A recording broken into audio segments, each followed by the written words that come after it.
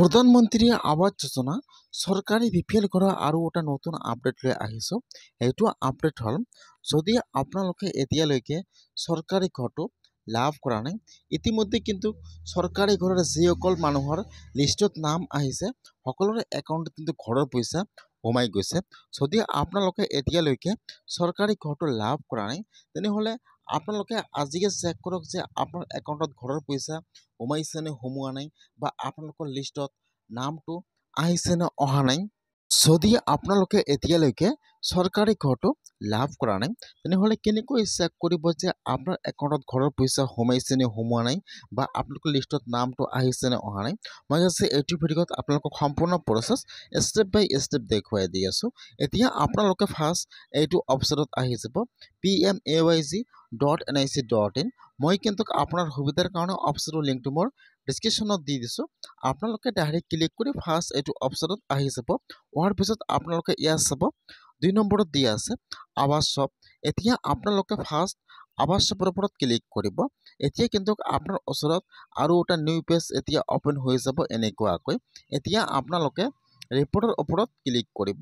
First আৱাস shop, তাৰপিছত আপোনালোকে ৰিপৰ্টৰ ওপৰত ক্লিক কৰিব। যেতিয়া আপোনালোকে ৰিপৰ্টৰ ওপৰত ক্লিক কৰিব এতিয়া এইটো পেজ অপেন হৈ যাব এনেকুৱাকৈ। এতিয়া আপোনালোকে অলপমান তলত আহি যাব। ইয়াত চাব, ইয়াত ABCDৰ অপশ্যন দিয়া আছে। ইয়াত যিটো F নম্বৰ অপশ্যন দিয়া আছে EFMS ৰিপৰ্ট, ইয়াত যিটো Fৰ 9 নম্বৰ অপশ্যন দিয়া আছে FTO transaction summary instalment wished. এতিয়া আপোনালোকে Fৰ ইয়াত চাব 9 নম্বৰত দিয়া আছে FTO transaction summary instalment wished. এতিয়া আপোনালোকে Fৰ 9 নম্বৰ অপশ্যনৰ ওপৰত ক্লিক কৰিব। যেতিয়া আপোনালোকে সেইটো অপশ্যনৰ ওপৰত ক্লিক কৰিব এতিয়া কিন্তু আপোনাৰ ওচৰত আৰু এটা নিউ পেজ এতিয়া অপেন হৈ যাব এনেকুৱাকৈ। আপোনালোকে ইয়াত একো ক্লিক কৰিব নালাগে।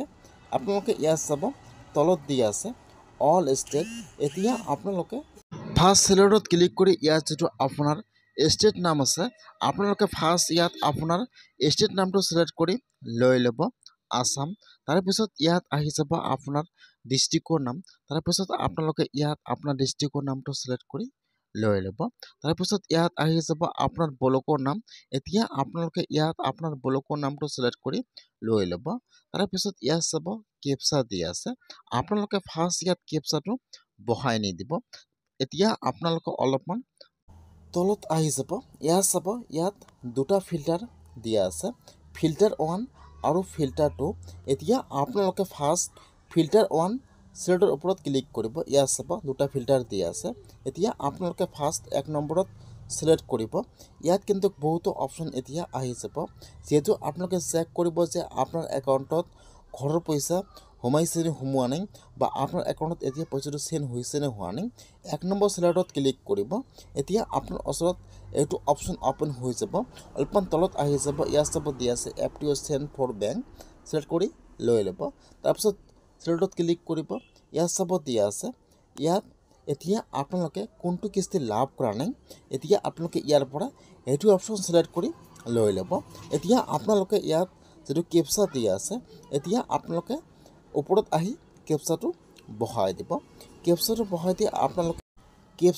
দি আপোনালোকে এতিয়া ছাবমিটৰ ওপৰত ক্লিক কৰিব। যেতিয়া আপোনালোকে ছাবমিটৰ ওপৰত ক্লিক কৰিব এতিয়া কিন্তু আপোনাৰ ওচৰত আপোনাৰ ব্লকৰ ইয়াত লিষ্টটো অপেন হৈ যাব এনেকুৱাকৈ। ফাৰ্ষ্ট ইয়াত আহি যাব আপোনাৰ ডিষ্ট্ৰিক্টৰ নাম, তাৰপিছত ইয়াত আহি যাব আপোনাৰ ব্লকৰ নাম, তাৰপিছত ইয়াত আহি যাব আপোনাৰ FTO নম্বৰ। এতিয়া আপোনালোকে ইয়াত চাই ল'ব যে ইয়াত আপোনাৰ FTO নম্বৰটো কোনটো হয়। যদি আপোনালোকে আপোনাৰ FTO নম্বৰটো নাজানে কেনেকৈ আপোনালোকে আপোনাৰ FTO নম্বৰটো চেক কৰিব মই আপোনালোকক সেইটো ভিডিঅ' নেক্সটত দেখুৱাই দিম। এতিয়া আপোনালোকে ইয়াত চাই ল'ব যে ইয়াত আপোনাৰ FTO নম্বৰ কোনটো হয়। ইয়াত যিটো আপোনাৰ FTO নম্বৰ হয় এতিয়া আপোনালোকে আপোনাৰ FTO নম্বৰৰ ওপৰত ক্লিক কৰিব। যেতিয়া আপোনালোকে আপোনাৰ FTO নম্বৰৰ ওপৰত ক্লিক কৰি ইয়াত চাব ইয়াত আপোনাৰ পঞ্চায়ত নাম আহি যাব, ভিলেজৰ নাম আহি যাব, ইয়াত আপোনাৰ ঘৰৰ ষ্টেচনৰ ID নম্বৰ আহি যাব আৰু এই ফলত আপোনাৰ নাম আহি যাব। আৰু এই ফলত আপোনালোকে আপোনাৰ যিটো বেংকৰ একাউণ্ট জমা কৰিছিল ইয়াত বেংকৰ নামটো শ্ব' কৰিব আৰু কিমান টকা সোমাইছে ইয়াত শ্ব' কৰিব। ইয়াত ব্ৰাঞ্চৰ কোড নম্বৰটো আহি যাব। আপোনালোকে এনেকুৱাকৈ চেক কৰক যে আপোনাৰ একাউণ্টত ঘৰৰ পইচা সোমাইছে নে সোমোৱা নাই, বা আপোনালোকৰ লিষ্টত নাম আহিছে নে অহা নাই। আপোনালোকে এনেকুৱাকৈ আপোনাৰ মোবাইলৰ পৰা BPL ঘৰৰ লিষ্টটো আৰু এমাউণ্টটো এনেকুৱাকৈ চেক কৰক।